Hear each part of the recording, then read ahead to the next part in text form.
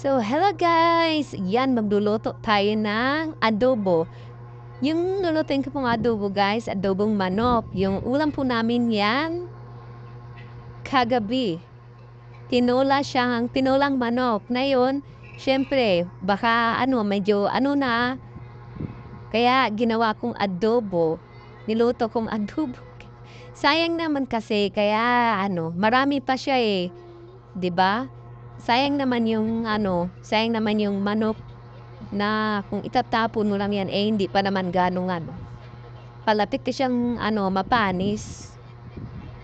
Kaya ginawa ko siyang adobo. So, yan guys, 'di ba? Adobo na siya. Meron na kaming ulam ng tanghalian. Yan.